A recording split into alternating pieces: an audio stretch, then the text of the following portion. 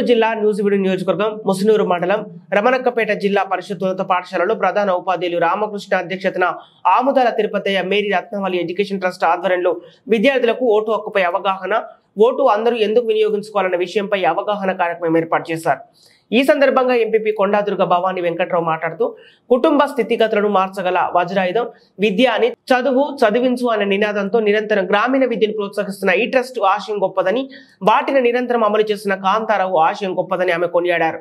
ఈ కార్యక్రమంలో ఏఐటీసీ మరియు సిపిఐ రాష్ట్ర కార్యవర్గ సభ్యులు చెలసాని రామారావు, సిపిఐ ఎంఎల్ లే లిబరేషన్ రాష్ట్ర కార్యవర్గ సభ్యులు డి హరినాథ్, వేముల బక్కయ్య, కొత్తపల్లి మాజీ సర్పంచ్ బొక్కినాల కాంతికుమారి తదితరులు పాల్గొన్నారు.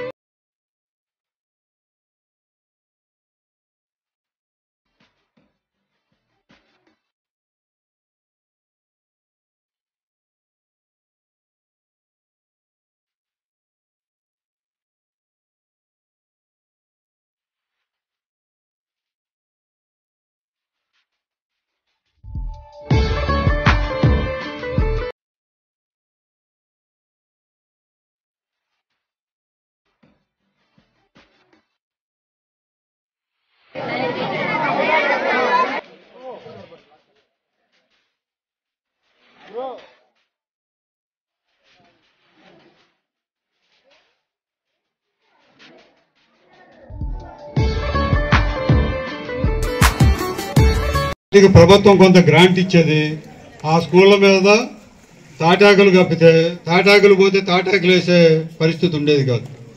అందువల్ల అటువంటి పరిస్థితుల్లో ఆనాడు విద్యా వ్యవస్థ ఉంది. కానీ ఇవాళ ఆధునిక సౌకర్యాలు వచ్చినాయి, కంప్యూటర్లు వచ్చినాయి, స్కూల్స్కి కరెంట్ వచ్చింది, ఫ్యాన్లు వచ్చినాయి, మంచి మంచి పక్కా బిల్డింగ్లు వచ్చినాయి. ఈ హై స్కూల్కి ఇక్కడికి రాగానే నాకు ఒక ఘటన గుర్తు వస్తుంది, ఒక సంఘటన.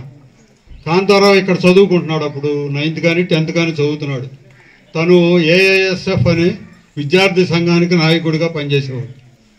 ఈ స్కూల్ అంతా ఇట్లాగే బారుగుండేది, పెంకుటిల్లు అనుకుంటా. అప్పుడు మధ్యలో ఒక ఖానా మొత్తం కూలిపోయింది.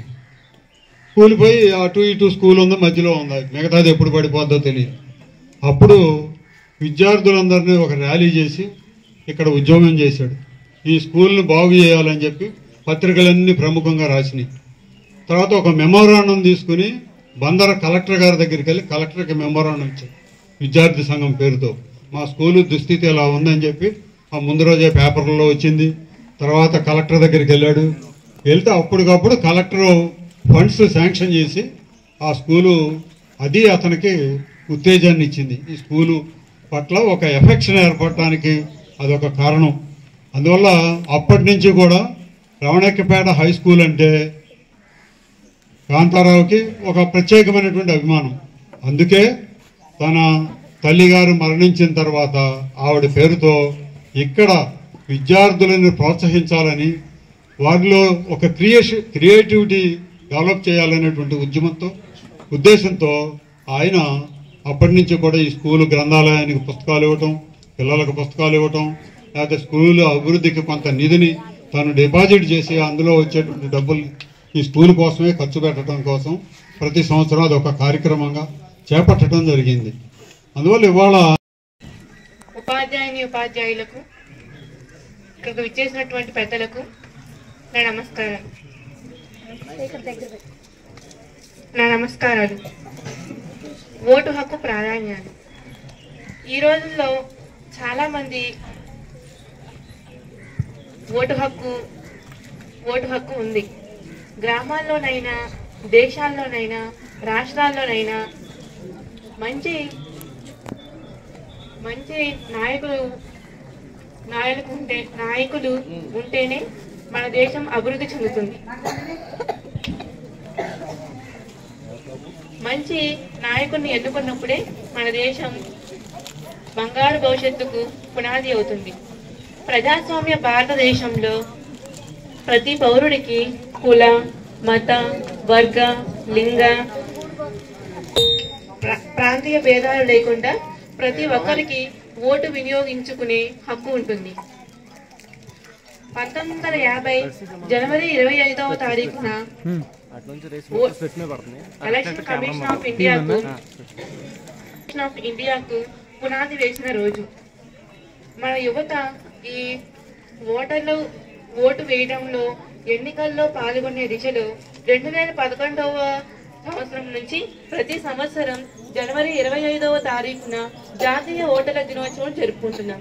ఈ జాతీయ ఓటర్ల దినోత్సవం జరుపుకోవడానికి కారణం, మనం చాలా మంది యువకులు అంటే యూతే కదా మనకి ఓటు హక్కు వేయడానికి ఎక్కువగా యూతే మనకు యూత్లో అవగాహన రావాలని, వారు ఓటు హక్కును వినియోగించుకోవాలని వారికి తెలియజేసేలా ఈ మన ఎలక్షన్ కమిషన్ ఆఫ్ ఇండియా మనకి ఓటు హక్కును జరుపుకోవడానికి ఓటర్ల దినోత్సవాన్ని జరుపుకోవడానికి జనవరి 25న ఆమోదించింది. అర్హత ఉన్నవారి జాబితాను పెంచడమే ఈ ఓటర్ల యొక్క ముఖ్య ఉద్దేశం. మనకు ఓటర్ల దినోత్సవంలో 21 సంవత్సరాలు, మనం మునుపటిలో మనకు 21 సంవత్సరాలు నిండిన ప్రతి ఒక్కరికి ఓటు హక్కు ఉండేది. తర్వాత 1889లో వచ్చిన రాజ్యాంగ సవరణ, 61వ రాజ్యాంగ సవరణలో భాగంగా ఆ రాజ్యాంగ సవరణ ఏమిచ్చిందంటే 18 సంవత్సరాలకు వయసును తగ్గించింది. 18 సంవత్సరాలు ఉన్న ప్రతి యువకుడు, యువత ఓటు హక్కుకి అర్హులు. ప్రతి 100 మందిలో 10 మంది వరకు ఓటు హక్కును వినియోగించుకోవడం లేదు. అది ఏదైనా ఉండొచ్చు. అంటే ఇప్పుడు వచ్చి లైన్లో నుంచొని లైన్లో అందరూ అయ్యేదాకా ఉండి ఓటేసి, ఇప్పుడు ఇదంతా నాకెందుకు, ఇంతమంది ఓటు వేయడం లేదు కదా, ఇంతమంది వేస్తున్నారు కదా ఓటు, నేను ఒక్కడిని వేయకపోతే ఏమవుతుంది అని 100లో 10% మంది ఓటు వేయడానికే రావట్లేదు. దీనికి కారణం ఏదైనా ఉండొచ్చు వారికి, కానీ ప్రతి ఒక్క ఓటు కూడా ఎంతో అమూల్యమైనది. ఒక్క ఓటు నిర్లక్ష్యమైన ప్రజాస్వామ్యానికి చాలా ప్రమాదకరం. బుల్లెట్ కన్నా బ్యాలెట్ ముఖ్యమైనది అంటారు కదా, అందుకేనేమో.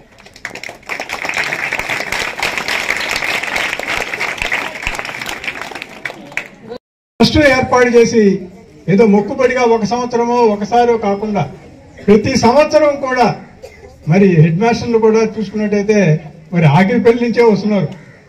ఇంతకుముందు కూడా మహిళా గారు ఉండేవారు, ఆవిడ ఆకిరిపల్లి నుంచి వచ్చారు. నేను ఆకిరిపల్లిలోనే చదువుకున్నాను, నేను తెలుగు పండిట్ అక్కడ చదువుకున్నాను, భాషా ద్రవిణ. నేను ఒక టీచర్ని కావాల్సిన వాడిని. అయితే నేను ప్రజా కార్యక్రమాల్లో పాల్గొనడం వల్ల నేను నా ఉద్యోగాన్ని వదిలి నేను ప్రజా జీవితంలో నేను ఒక కమ్యూనిస్ట్ పార్టీలో పనిచేస్తున్నాను. రామారావు గారు ఇంతకు ముందు చెప్పారు, డిబేట్ కాంపిటీషన్ జరుగుతున్నప్పుడు మా స్కూల్లో నేనే ఫస్ట్ అని. ఎందుకు ఇలాంటివి పెడుతూ ఉంటారు? నిజంగా ఇక్కడ కాంతారావు గారు నన్ను అడిగారు, తిరుపతి గారు అబ్బాయి, ఏమంటే కొన్ని డిబేట్ కాంపిటీషన్ కూడా పెట్టాలనుకుంటున్నాం, వ్యవసాయానికి సంబంధించి కూడా ఒక సబ్జెక్ట్ పెడతామన్నారు. పెట్టారో లేదో పెట్టారు. మరి ఇలా ఓటు మీద పెట్టారు. నిజంగా చూసుకున్నట్టయితే ఈ రోజున ఓటు ఎంత విలువైందో మరి హెడ్ మాస్టర్ చెప్పారు. ఆ పాప కూడా చాలా సుదీర్ఘంగా వివరించింది.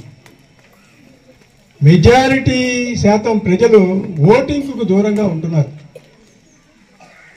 ఓట్లు వేసే రోజున ఏ క్రికెట్ మ్యాచ్కో, ఏ సినిమాకో, లేకపోతే సెలవు వచ్చింది కదా అని ఇంటికో పరిమితం అవుతుంటే, ఓటు ద్వారా ఎన్నికైన వాళ్ళు, దురదృష్టం ఏంటంటే కృష్ణకాంత్ అనే గవర్నర్ ఉండేవాడు.